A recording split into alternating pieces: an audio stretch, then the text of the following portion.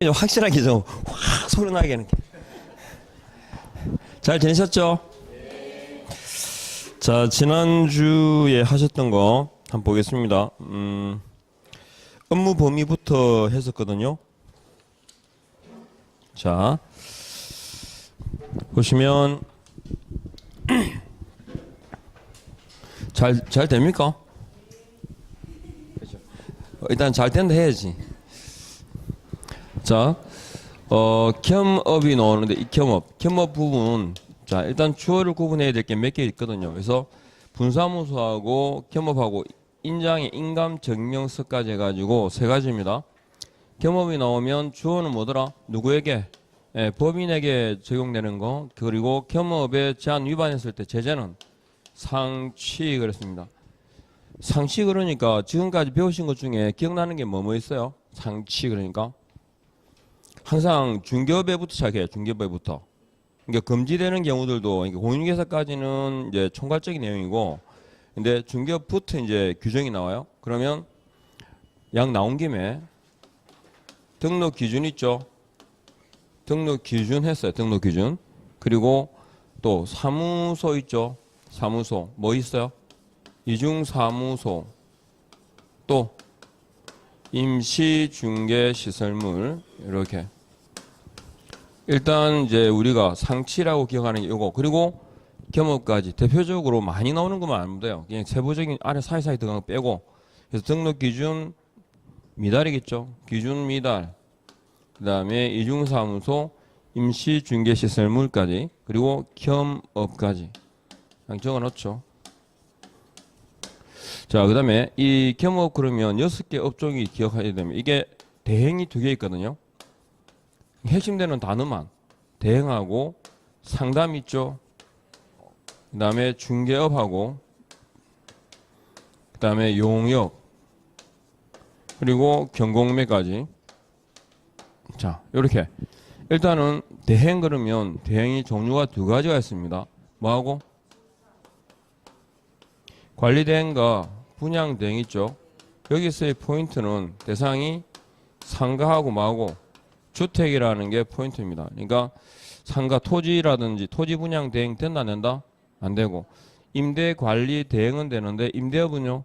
안 되죠. 누가? 법인이. 이게 습관처럼 자꾸 기억해야 돼요. 이렇게 자꾸 잊어먹어요. 하다 보면, 내용을 보다 보면.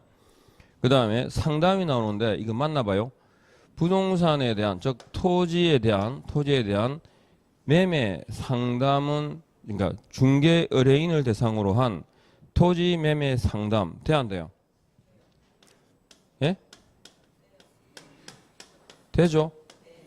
거래 상담이니까 사고 파는 거 되잖아요. 그죠? 매매 상담. 그리고 부동산이니까 토지 되죠. 그리고 중개 의뢰인을 대상으로 한, 그랬을 때 된다 안 된다? 됩니다. 대상자, 대상물에 대한 제한이 없습니다. 대상물, 대상자에 대한 제한이 없다.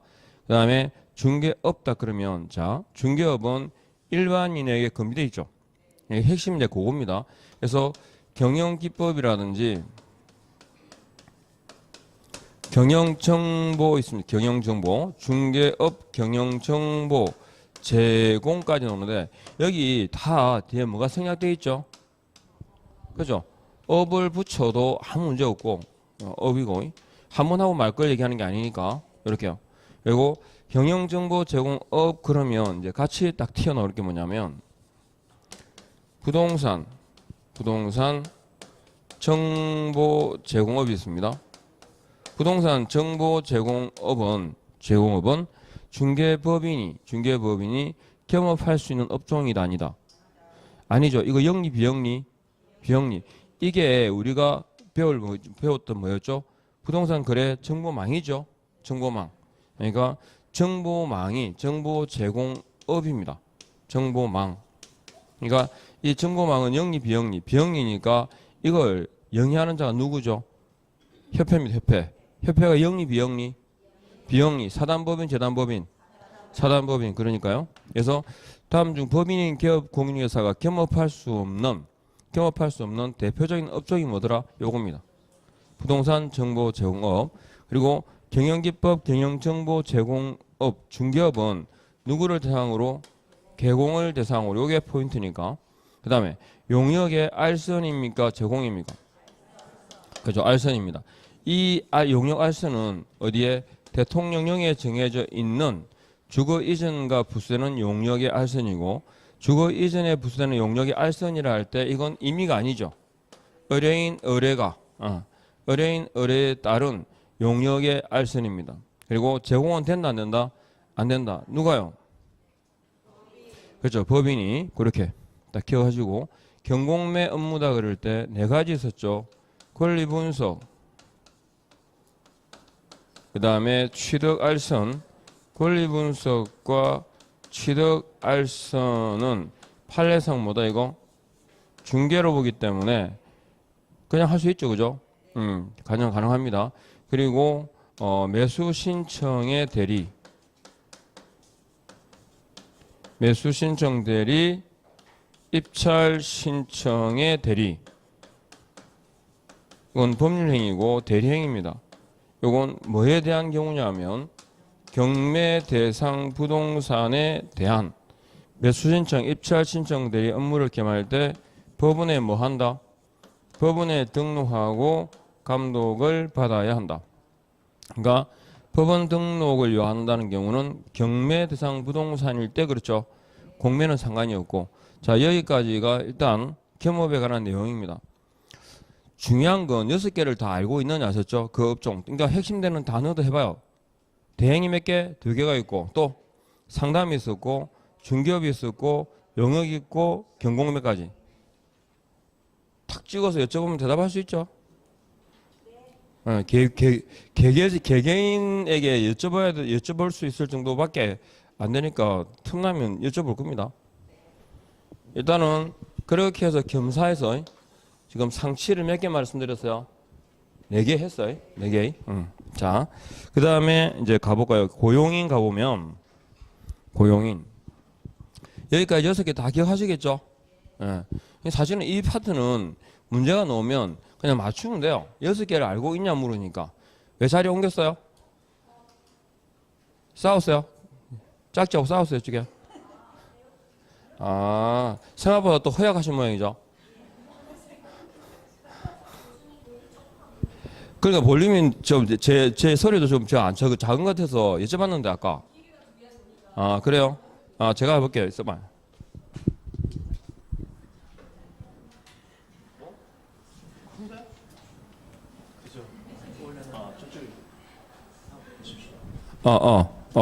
들려요? 좀 나아요? 자, 그 다음에 이제 6개 기억했다 치고, 기억 못 하시면 자수해보세요, 빨리. 자살은 아니고 자수해보세요, 빨리. 6개 못 외운 분. 왜? 지금 했는데, 지금. 아니, 지금, 아니면 지금. 그러니까, 집중하시면 됩니다. 6개, 대행부터 해가지고. 자, 그 다음에 고용인 가볼까요? 고용인 그러면 공인중개사법상에 우리가 대통령령으로 정하는 사항이 없는 게 3개 있었죠. 고인정의 첫 번째입니다. 이게 고인정할 때. 고인정의 첫 번째고 이건 국토교통부령에 세부적인 내용을 두고 있고 이게 질문이에요. 고용인에 관한 종류가 몇 개 있어요? 소공하고 뭐하고 중개보조원 2가지가 있고 이걸 우리가 등 그래요. 그래서 고용, 개공 등 할 때 등이 고용인을 말하는데 소공 딱 그럼 제일 먼저 기억나시는 게 뭐 있죠?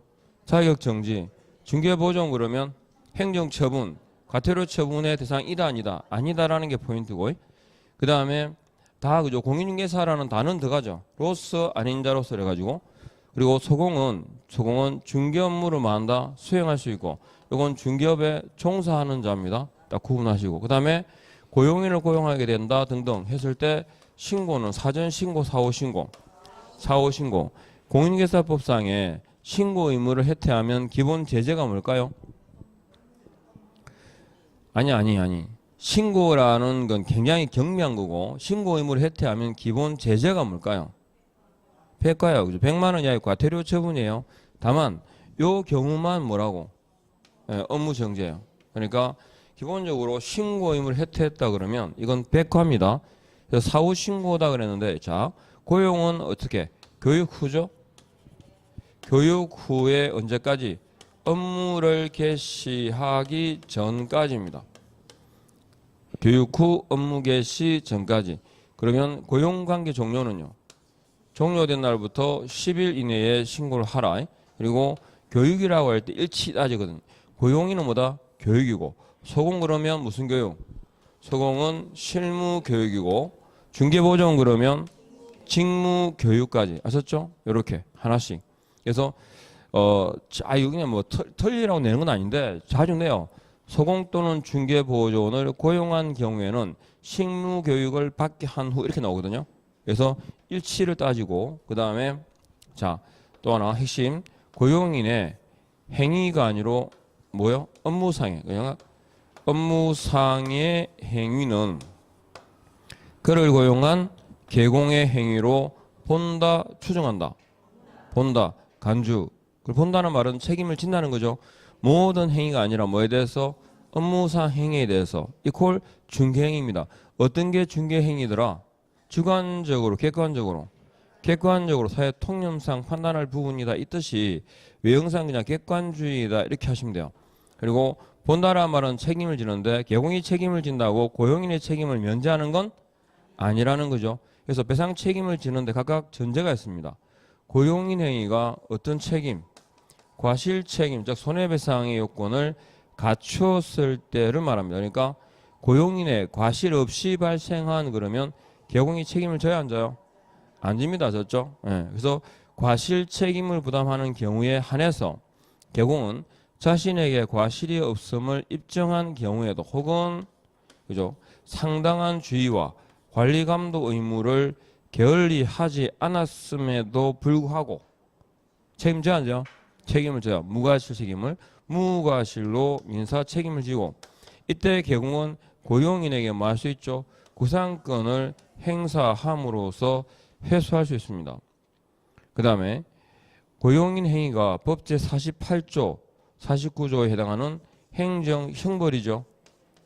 행정형벌에 해당되는 위반일 때 중환위반입니다. 그때는 해당 조에 규정된 즉 행위자만이 아니라 고용한 자도 같이 처벌하겠다. 양자를 처벌하겠다. 이유는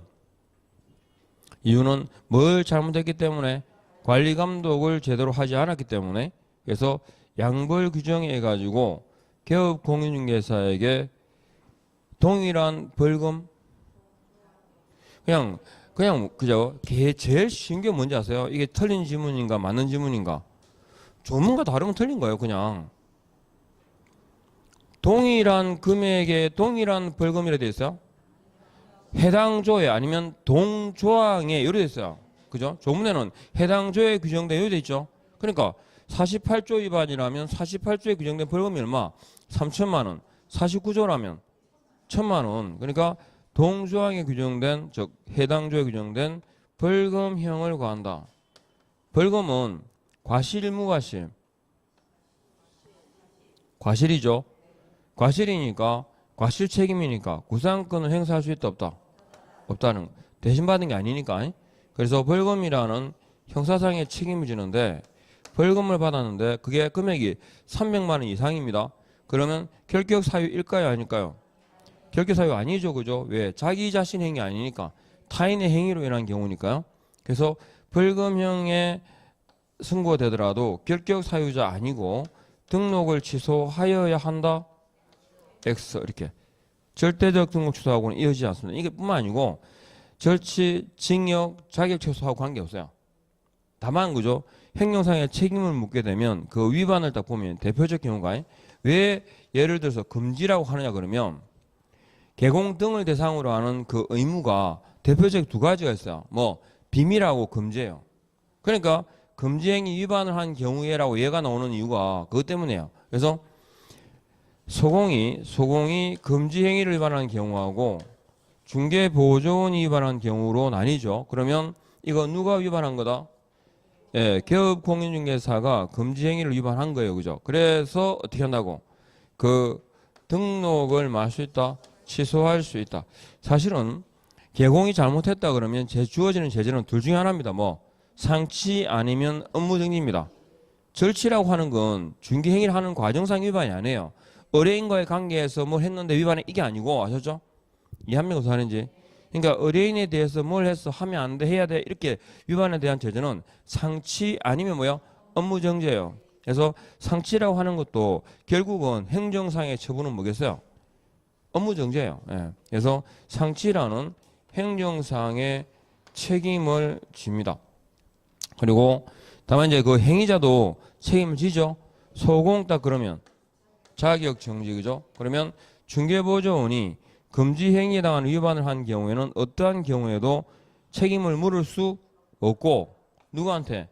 개공에게 그죠? 그 등록을 취소할 수 있다까지. 아셨죠? 굉장히 간단하지 않습니까? 이 한 줄만 하면 돼요. 이렇게. 그러면 틀릴 리가 없어요. 정리됐죠?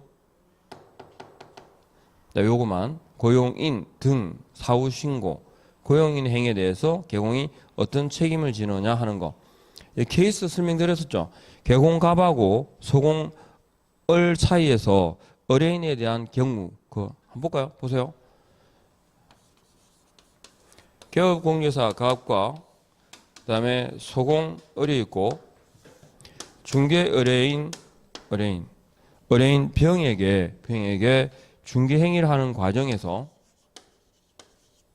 이 케이스입니다. 이건 그대로 항상 나와요. 이렇게 했을 때 이제 어떤 위반했느냐는 건데 어떻게 거짓된 은행 등으로 의뢰인의 판단을 거르치게 했다. 저 금지행 위반입니다. 금지는 제재가 뭐라고? 아니 행정상 책임. 등록을 취소. 누구야 업무정지가? 원래는 상치인데 업무정지 할 수 있는 거하고 그냥 애초부터 업무정지하고 달라요. 왜 다르냐면 위반에 대해 실제 받는 제재가 뭐다? 업무정지지만 상치 1에는 뭐죠? 업무정지. 상치 2에는 날라가. 그러니까 다르지. 원래 그 규정된 그 제재가 업무정지인지 상치인지 차이가 나는 이유가 그것 때문이에요. 이해하겠죠? 가중했을 때 제재가 달라지거든요. 그래서 상치하고 1대1입니다. 아셨죠? 그리고 재산상에 그죠? 예를 들어서 3천만 원이라는 손해가 발생했는데 이건 정신적 손해는 아니죠. 그죠? 재산상 손해를 말합니다. 이랬을 때 소공과 개공은 중개 의뢰인에 대해서 연대 책임을 부담한다. 개업공유회사와 소속 공유회사는 중개 의뢰인에 대하여 연대 책임을 부담하고 맞아 틀려? 맞죠? 그죠? 연대 책임을 지는데 그게 성격이 뭐더라고? 진정연대 채무가 아니랬죠? 부진정연대 채무 관계에 있고 그러면 중개 의뢰인은 개업공인중개사에 대해서 직접 배상을 청구할 수 있다. 맞죠? 그죠? 예. 그래서 부진정연대 채무다라는 거하고 그래서 우리가 의뢰인이 배상을 요구할 때 선택할 수도 있고요. 공동으로 할 수도 있고 순차적으로도 배상을 청구할 수 있다. 선택이니까 가능하다라고 대답해야 되지. 이렇게 나오고 가끔 보면 중개 의뢰인이 그죠? 소공의 행위로 재산상 손해가 발생한 경우에는 소속 공인중개사에게 배상을 요구하고 배상받지 못한 경우에 개업공인중개사에게 손해배상을 청구해야 한다. X예요. 내 맘이야. 순차적으로 해도 되고 그죠? 동시에 할 수도 있어요. 근데 지금 제가 드린 질문은 순차적으로 하라는 거죠. 일단 소공한테 찔러보고 못 받으면 개공한테 가라는 거잖아요. 그게 아니고 동시에 나올 수 있어요. 선택, 공동, 순차적. 이것도 질문 옛날에 나온 적 있어요. 최소한 못 들어본 것 같죠. 그죠? 있어요. 최근에 질문들만 언급될 뿐이라서 그렇지. 어쨌든 요거 하고요. 그러면 이제 어떤 책임을 지느냐. 소공은 자신의 위반에 대해서 일단 책임을 져야 되겠죠. 민사상의 책임을 져요. 뭐 과실 책임이죠. 과실 책임으로 민사 손해배상 책임을 지고 3천만 원. 그리고 또 소공은 자신의 위반에 대해서 몇 대 몇 1대1이라는 형벌, 행령 형벌에 처해집니다. 금쟁 위반이니까. 그리고 제재는 자격 정지라는 행령상의 책임까지 맞죠? 그러면 개공은요. 무과실로 3천만 원의 손해배상 책임을 지고 거기에 대해서 구상권 행사할 수 있죠. 그 다음에 동조항에 규정되어 있는 뭐 1,000만 원, 1,000만 원 이하 벌금이라는 형사상의 책임을 집니다. 이건 과실무과실, 과실이기 때문에 구상권 행사를 인정하지 않습니다. 이렇게 적어도 이해하시겠죠? 예, 그리고 개공갑은 그 개공, 고용, 소공의 위반에 대해서 상치 혹은 나아가서 뭐다? 업무정지 6월이라는 행정상의 책임을 부담한다. 이 케이스는 그냥 그대로 기억해야 돼요. 바꾸기만 하면 돼. 거짓말 대신에 투기, 주장, 행위 그런 문제 뭐게 되겠어요, 이제? 얘가. 똑같아요, 그죠? 3대 3이 될 뿐이고 똑같아요. 얘는 3천만 원 이하고 똑같아요. 그러니까 위반에 대한 그 내용만 달라질 뿐이지 실제로 똑같아요. 대신에 소공이 아니라 만일에 중개보조원이라면 두 개는 똑같고 얘만 없겠죠? 예, 그러니까요.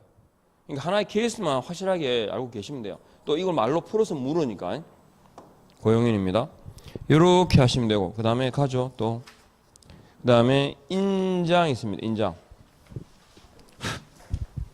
자, 고인정의 두 번째죠. 자, 인장입니다. 즉시 대통령령으로 정하는 사항이 있다 없다? 없다, 그죠? 인장 관련된 위반은 제재가 뭘까요? 정기처분입니다. 자, 그러면 인장은 등록합니까? 신고합니까? 등록합니다. 누가요? 이거 중요합니다. 이게 사실은 몰라서가 아니라 실수 틀려. 개공 등이 아니고 개공 소공. 언제까지 할까요? 업무 개시 전까지 합니다. 언제부터 할 수 있다? 등록 신청 시부터. 그리고 소공이라면 언제? 고용 신고 시부터 할 수 있죠.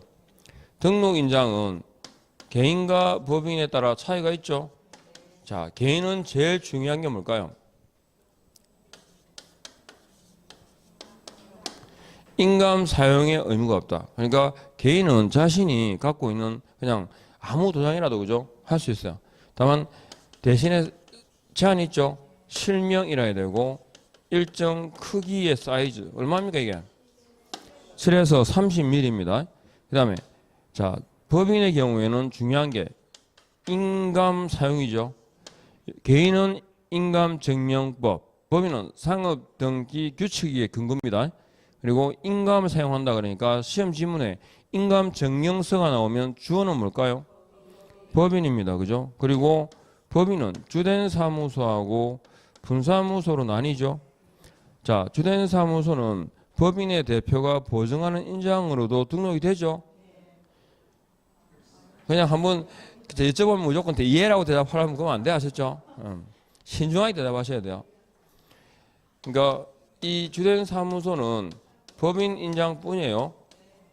다만 분사무소는 법인의 인장을 뭐 할 수 있다? 등록할 수도 있고요. 법인의 대표 인장입니까? 대표가 보증하는 인장으로도 등록이 되죠. 선택이고. 그럼 분사무소에서 이 사용하는 인장은 어디에다 등록할까요? 부은 뒤에는 뭐가 온다? 주가 옵니다. 주가. 그죠? 요거. 그 다음에 인감증명서가 나왔다. 인감증명서가 나오면 주어는 뭘까요? 법인입니다. 가름한다, 가름할 수 있다. 가름한답니다. 애매하셨으면 마무리 딱 매듭 지으면 돼요. 여기서 가름한답니다. 그러니까 인장을 가져 등록할까요? 그러니까 무슨 말이냐면 인장 등록 신고할 때 신고서를 제출하잖아, 그죠? 제출할 때 인장을 갖다가 가져갈까요? 인감증명서를 첨부해 제출할까요? 인감증명서라는 얘기입니다, 그죠? 그 다음에 인장 변경은 변경 전입니까? 후입니까? 후입니다. 그 다음에 7일, 10일 등록할까요? 신고할까요? 등록입니다. 이렇게. 그래서 우리가 보통 처리 기간 얘기할 때 7일하고 지체 없이가 반대라고 했잖아요. 이 내용상에서. 그러면 7일이 나오는 건 7일하고 지체 없이하고 짝이 지어지는 게 대표적으로 잘 나오는 게 대표적으로 3개가 있어요. 제가 말씀드렸나요? 7일하고 반대가 지체 없이 그랬죠. 7일이 자 등록 신청하잖아요. 등록 신청에 대한 처리가요. 며칠? 7일 이내에 구두로 서면으로 통지하죠. 그러면 등록증 교부 있잖아요. 등록증 교부는 언제까지 할까요? 예, 보정 설정을 확인하고 난 다음에 지체 없이 교부하죠. 그 다음에 분사무소에 설치 신고 있죠. 분사무소 설치 신고한다. 필정은 언제까지 교부할까요? 필정은 언제까지 교부한다고? 그 위에 적혀있네. 7일이라고. 7일 밑에 지금 적고 있구만. 그러면 분사무소 관할층 있잖아요. 분사무소 관할 시장 등에게 통보하죠. 시장 등에게 통보는 언제까지 할까요? 지체 없이 합니다. 이해하겠죠? 예. 그러니까 처리하는 게 그리고 사무소 있잖아요. 그죠? 이전도 마찬가지예요. 분사무소 이전이 있죠. 아니 사무소 이전이 있죠. 이전도 마찬가지고 며칠이죠? 재교부는 7일이면 사무소 설치. 아셨죠? 예. 그러니까 요거 하고 또 대표적인 뭐냐면 이게 제가 7일을 뭐랬냐면 사무소 설치할 때 신중을 기할 때 그랬거든요. 전속 중개 계약 체결하잖아요. 그러면 정보 공개 있죠. 정보 공개는 언제까지? 7일 이내에. 그 다음에 공개한 사항이 있죠. 공개사항. 공개사항의 통지는 언제까지? 지체 없이. 그러니까 보통 지문에 잘 나오는 게 이 세 가지가 잘 나와요. 짝을 지어서. 그리고 기억할 게 그냥 7일, 7일이 짝을 지어 나오는 건 본 적 없죠? 7일인데 뒤에도 7일이 따로 나오는 거 없어. 보통 이게 짝을 지어 나올 때. 그러니까 대표적으로 요 세 개 정도. 근데 이거는 똑같죠. 사무소 설치할 때, 신중을 기할 때. 그리고 이미 정해진 사항이잖아. 그죠? 이런 경우는 가급적 빨리라고 이해하시면 돼요. 오픈되었으니까 언제까지 알려줘야 돼? 지체 없이 구두로 문서로 통지한다. 이렇게. 아셨죠? 그래서 일단은 뭐 짝을 지어서 어쨌든 요거는 그냥 별도로 기억해요. 이건 그냥 이거 기억했는데 똥칠, 변칠. 그냥 뭐 그러면 기억하시겠죠? 이게 보통 7이 10으로 잘 받게요. 10으로. 그러니까 변경 다음에 7일 이내에 등록해라까지 이렇게 인장도 한 줄이면 돼요. 그 다음에 중개사무소에다 가보면 우리 이것도 했는 것 같은데 자 중개사무소에서요. 사무소가 중개사무소를 설치했다. 중개사무소 위에 뭐가 있어? 여기 걸려있죠. 뭐가? 이걸 우리가 뭐라 그러죠? 이걸 5개 광고물 그럽니다. 5개 광고물, 우리 법에서 얘기하는 5개 광고물 뭐죠? 간판입니다. 간판은 달아야 돼요? 달 수 있어요? 설치할 수 있죠? 하게 되면 5개 광고물에는 여기 뭘 해야 돼요? 성명을 표기해야 됩니다. 5개 광고물 성명 표기를 말합니다. 그리고 사무소 명칭은 몇 개 있죠? 2개. 공인중개사 사무소, 부동산 중개. 그죠? 그래서 사무소 명칭입니다. 또 부칙상의 개용은 부동산 중개라는 문자에 하나여 사용해야 한다. 맞죠? 그죠? 공인중개사 사무소라는 명칭을 쓸 수가 없어요. 그리고 여기 앞에다가 뭘 내려뜨렸냐 그러면 이게 뭘까요? 예. 현자가 내리뜨릴 현이죠. 그러니까 내려뜨려서 밑으로 쭉. 그죠? 이렇게 내려뜨려놨어요. 그래갖고, 개업 5주년 파격 세일 해놨어요. 그러면 아셨죠? 업을 하면서 그 따위 짓 하면 안 돼요. 지만 죽나? 파격 할인은 무슨 파격 할인이요? 그래? 사무소를 팍 폭파시켰네. 아니 진짜 그런 사람이 있어요. 거기 진짜 꼬시래기 지살 뜯어먹는 거예요. 꼬시래기 아닙니까? 하여튼 있어. 그 지살 뜯어먹는 거예요. 손을 뭐 친절 뭐 어떻게 다른 건 모르겠는데 돈에 대해서 손을 대면 안 돼요. 그럼 사실은 기본적으로 적게 받는 건 상관없잖아, 그죠? 그럼 다 적게 받게 하지. 어쨌든 이 현수막을 내려 그랬어요, 그죠? 그래서 뭐 적었어요. 여기 이름 적어야 될까? 현수막은 5개 광고물에 들어가지 않습니다.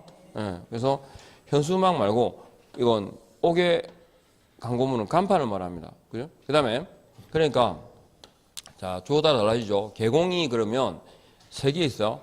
사무소 명칭 있죠. 사무소 명칭 표시 규정을 위반했다. 그 다음에 옥외 광고물 있죠. 옥외 광고물 성명 표기 규정을 위반했다. 부칙상의 개공이 사무소 명칭, 즉 공인중개사 사무소라는 명칭을 사용하게 되면 이건 뭐예요? 문자 관련 위반이고 제재는요 100만 원 이하의 과태료 처분이고 간판은 어떻게 될까? 간판은 지체 없이 철거해야 됩니다. 간판 철거로 이어집니다. 아셨죠? 이게 개공 1대입니다. 그러면 개공이 아닌 자가 이렇게 되죠. 아닌 자가 사무소 명칭 표시를 했습니다. 그러면 이건 뭘까요? 유사명칭입니다. 유사명칭 표시규정 위반은 제재는요 1대1입니다. 유비표 기억하시죠? 유비표 하는 거 몇 대면 1대1. 행정처분 있어 없어요? 없고 형벌 사유로만 규정되어 있습니다. 유비표. 그래서 요거 주어 따라 달라지죠. 근데 이 사람이 만일에 이 사람이 사무소 명칭을 표시하고 아주 우연히 일회 중개를 하게 되면 어떻게 될까요? 그 다음에 유사명칭이 아니고 무등록자입니다. 우연이든 일회성 관계없이 무등록자 됩니다. 조는 거 아니죠? 조김 해봐요. 자, 그 다음에 개공이 있잖아요. 개공이 표시 광고 있죠. 이건 표시 광고라고 기억하지 말고 표시 광고 명시를 넣어요. 아셨죠? 표시 광고 뭡니까? 명시 의무예요. 표시 광고 명시 의무를 위반했다. 제재는 100만 원 이하의 과태료 처분이에요. 그러니까 광고를 하는데 사무소 명칭, 소재지, 연락처, 개공 성명이 안 나온 거야. 중에 하나 빠졌거나. 그러면 명시 의무 위반이고 백가예요. 근데 개공 아닌 사람이 표시 광고를 했어요. 이거 그러니까 이 광고는 누구밖에 못해? 개공밖에 못해요. 근데 개공 아닌 사람이 광고했다는 거죠. 제재는 1대1이에요. 유비표, 유사명칭, 비밀준수, 표시광고를 말합니다. 나온 김에 공인중개사법에서 무조건 금지하는 게 뭐가 있을까요?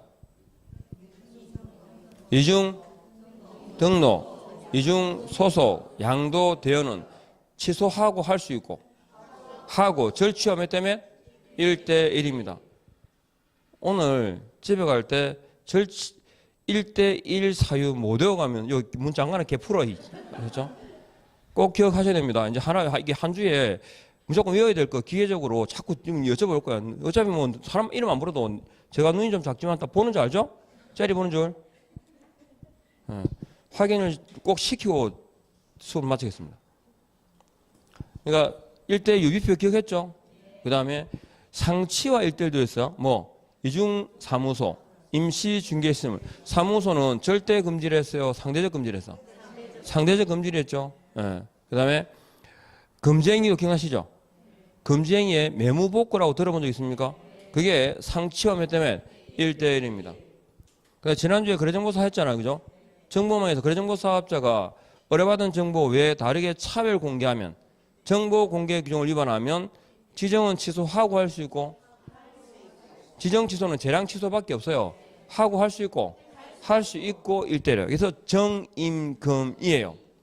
1대1은 절치는 2양이고 그리고 유비표까지 하셨죠? 습줄 눈에 딱 보여야 돼 하셨죠? 절치와 1대1, 상치와 1대1 그리고 형벌 사유로만 1대1 유비표 됐죠? 아시겠죠? 웃음으로 때울 생각하지 말고. 자, 그래서 이게 사무소 명칭 등 해가지고 이렇게 보시면 돼요. 그래서 주어 따라서 달라집니다. 그 다음에 넘어가시면 휴폐업 있죠? 자, 휴폐업 딱 그러면 기억나시는 게 뭐 있을까? 제일 제가 지문을 딱 보면 제일 먼저 체킹하시라는 게 있었거든요. 뭐? 그렇지. 신고 시점을 봐야 됩니다. 신고 시점. 시점. 유일하게 뭐다? 사전 신고입니다. 그리고 휴업하고 폐업 있죠. 휴폐업의 경우에는 신고 방식이 신고서를 직접 제출해야 됩니다. 그러니까 방문 신고만 됩니다. 이유는요. 방문 신고만 되는 이유는 뭘 첨부하기 때문에? 등록증을 첨부하기 때문이죠. 그러니까 직접 가야 돼요. 그러면 휴표 말고 재개업이나 기간 변경은 전자신고도 가능합니다. 근데 그때 틀린 지문을 잘 나오는 것 중에 그때 등록증을 첨부할 수 있을까? 말이 안 되잖아. 등록증을 첨부하는 건. 그죠? 그럼에도 불구하고 잘 나와요. 실제로 시험에 많이 나왔어. 기출 문제 보면. 그러니까 변경 신고할 때 뭐 등록증을 첨부해 제출하는 상식 있으면 그게 말이 안 된다는 소리가 알 거예요. 변경이라든지 재개업이라는 건 일단 휴업했다는 거잖아. 휴업한 사람이 등록증을 갖고 있을 리가 없잖아요. 신고를 제출했는데. 아셨죠? 그러니까 그런 것도 맞추라고 내는 지문이야. 그죠? 그러니까 신고 방식, 시점, 요거 기억해야 되고. 그 다음에 등록하고 업무를 개시하지 않는 경우도 포함되죠. 그래서 휴업한다고 다 신고합니까? 아니잖아. 그죠? 휴업 딱 하면 몇 초부터 해야 돼요? 3초. 그리고 사전. 그리고 방문 신고까지요. 요거. 그러니까 휴업 딱 나오면 딱 체킹하시고 앞에 3초 사전 방문 신고 이 순서대로 봐야 됩니다. 그리고 휴업 기간이 만료가 되면 즉시 중개업에 종사할 수 있다 없다? 없다. 그죠? 그래서 등록증을 돌려받는 절차가 필요하죠. 그게 뭡니까? 재개업 신고입니다. 재개업 신고도 재개업 한 때입니까? 재개업하고자 하는 때입니까? 하고자 하는 때에, 그죠? 그 다음에 적시 지체 없이. 적시, 뭐 한다? 반환입니까? 재교부입니까? 반환입니다. 적시 반환해야 된다. 적시. 그러니까 적시 그러니까 대표적으로 시험에 잘 나오는 적시가 3개 있거든요. 일반 사면, 적시. 적시, 재교부 하셨죠? 적시 재교부. 그 다음에 적시 반환까지 대표적으로 3개입니다. 예. 자꾸 오늘도 마찬가지로 단기적으로 기억해야 될 게 많아요. 그죠? 그냥 기계적으로. 그러니까 생각하지 말고 툭 치면 튀어나오게. 그래서 적시 반환입니다. 그 다음에 휴업은 몇 초 금지? 6초 금지죠. 6초 금지니까 뭐가 필요할까요? 부득이한 사유가 필요한 거죠. 그래서 6을 초과하는 것은 6초 대신에 이게 3초로 잘 바뀌어요. 이거하고. 이해하겠죠? 그러면 이때 6초 금지 위반하게 되면 제재는 뭘까요? 제재는 업을 할 의사가 없어. 예? 3을 초과해서 신고 안 하면 뭐다? 100만 원 이하의 과태료 처분이고 6을 초과해서 휴업하는 건 금지되어 있기 때문에 금지되어 있죠. 그리고 업을 할 의사가 없다 보기 때문에 등록은 뭐 할 수 있다? 취소할 수 있다. 자, 그래서 지금 상치를 대표적으로 몇 개 했어요. 첫 번째, 영이면 순서대로 하시죠. 중개업부터 시작한다니까. 등록 기준 미달. 그 다음에 이중사무소, 임시중개시설물, 또 겸업 규정 위반, 그죠?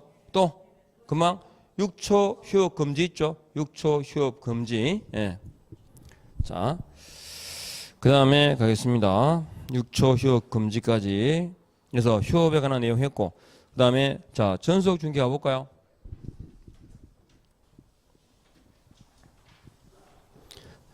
정리가 됩니까? 따라오고 있습니까? 자, 전속 중개 계약하면 딱 이제 23조에 있습니다. 23조. 그러니까 명문 규정이죠. 법제 23조에 규정되어 있는 이 전속 중개 계약 보시면 첫 번째, 체결해야 될까요? 할 수 있을까요? 체결, 그죠? 할 수 있습니다. 그러니까 체결 가능이죠.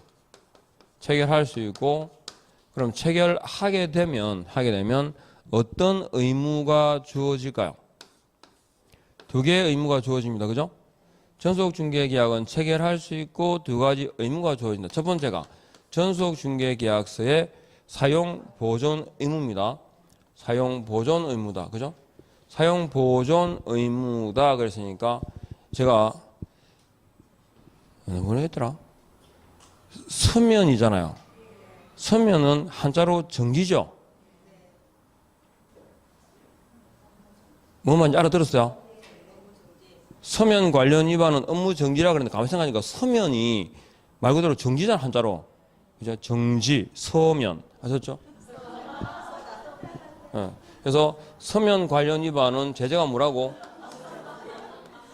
업무 정지입니다. 아셨죠? 정지입니다. 맞잖아. 서면이 정지잖아. 그죠? 그 자리에 서면 정지하면 똑같은 거잖아요. 예. 그래서 서면은 정지고, 그 다음에 우리가 개공이 위반했을 때 제재는 상치 또는 뭐랬죠? 예, 또는 업무 정지예요. 그래서 이게 같은 제재가 아니라면 정보 공개 규정 위반은 뭐겠어요? 상체예요. 그래서 전속 중개 계약 상치는 동시에 뭐가 되죠? 업무 정지예요. 그러니까 전속 중개 계약 체결 시 부과되는 의무를 이행하지 않았을 때 업무 정지를 명할 수 있다. OX. 맞는 말이죠. 아니 애매한 표정이면 딱 잘 봐야 하셨죠? 전속 중개 계약은 두 가지 의무가 있고 위반에 대한 제재가 하나는 업무 정지고 하나는 상체예요. 근데 상체는 동시에 뭐가 돼? 업무 정지 6개월이에요. 그죠? 그러니까 업무 정지 사유를 묶을 수 있죠. 업무 정지가 이만큼 있으면 그 중에 한 부분이 상체예요. 그러니까 업무 정지다라고 해도 틀린 말이 아니잖아. 그죠? 근데 가끔 뒤집어서 전속 중개 계약 체결 시 규정된 의무를 위반하게 되면 등록을 취소할 수 있다라고 나오면 돼, 안 돼? 이렇게 갈 수는 없어요. 이야기죠. 이게 기본적으로 특별한 규정이 없으면 완화되는 처분은 가능해요. 근데 강화되는 건 명문상의 법 규정이 있는 경우가 아니라면 임의대로 할 수가 없어요. 그죠? 그 피해를 받잖아, 그 사람이. 어쨌든 그러니까 업무 정지를 명할 수 있다라고 묶을 수 있고, 그 다음에 정보를 공개하는데 꼭 해야 될까요? 반드시는 아니죠. 그리고 정보 공개다 할 때 비공개 요청이에요, 개공이 의뢰인에게 물어보는 거예요.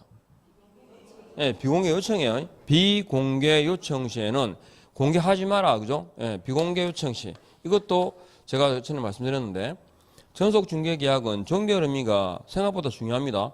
비공개 요청 시 공개하지 아니할 수 있다.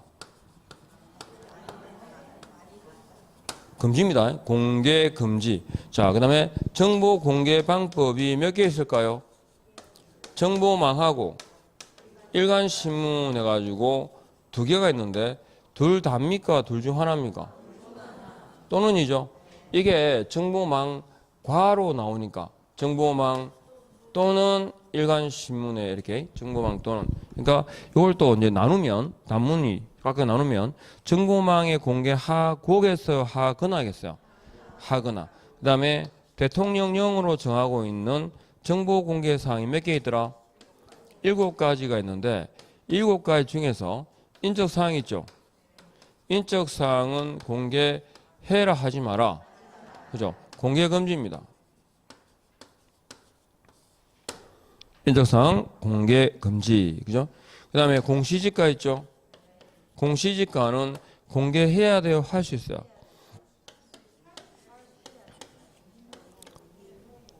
싸워. 공개해야 됩니다.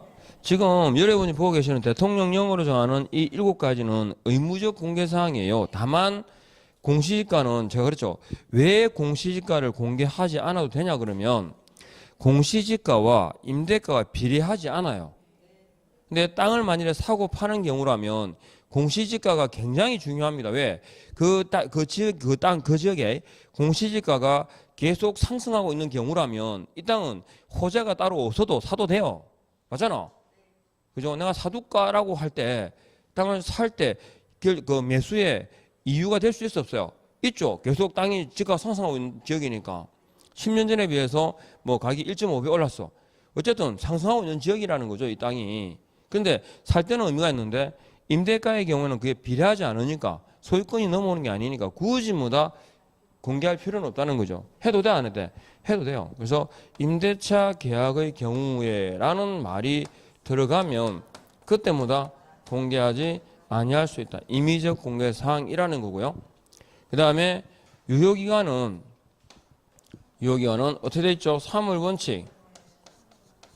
3월을 원칙으로 하되 당사자 간에 약정이 많다. 약정이 우선한다. 그러니까 3월 이상으로도 3월 미만으로도 정할 수 있다 없다? 있다라는 얘기입니다.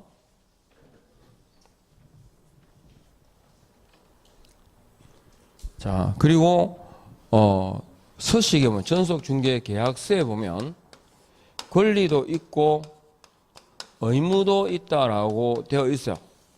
근데 실제로는 보면 개공은 뭐죠? 의무라고 되어 있고 중개의뢰인은 권리 의무라고 되어 있죠. 그래서 일단 얘기를 할 때 전속중개계약서는 중개의뢰인의 권리 의무에 관한 사항을 기술하고 있다라고 해도 틀린 말은 아니에요. 일반 중개계약에서 그 지문이 나온 적이 있습니다. 똑같은 내용인데 일단 개공의 의무는 4개가 있습니다.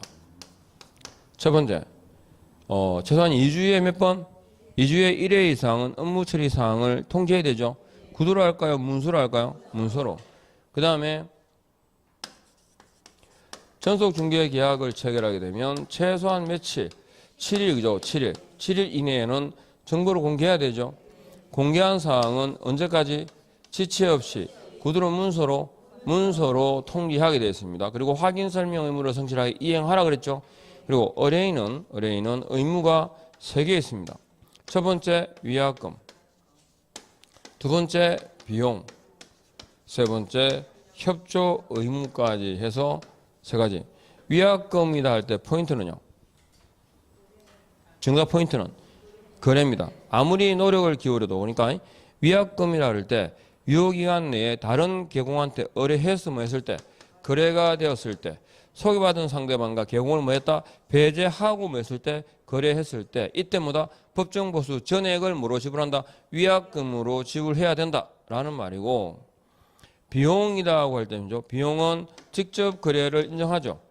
의뢰인이 스스로 확인한 상대방과 직접 거래했을 때 법정보수를 지급합니까? 법정보수의 얼마? 50%를 지불합니까? 범위 내에서 지불한다. 뭘? 비용을. 그래서 범위 내라는 거하고 비용까지 이렇게 정리를 하시면 되겠습니다. 아셨죠? 복습을 좀 천천히 하고 있는데 어쨌든 전속중개계약까지는 이해하셨어요? 그래서 오늘 할 건데 정보망 좀 쉬었다 같이 갈까요? 같이 가시다. 좀 이따 가시다.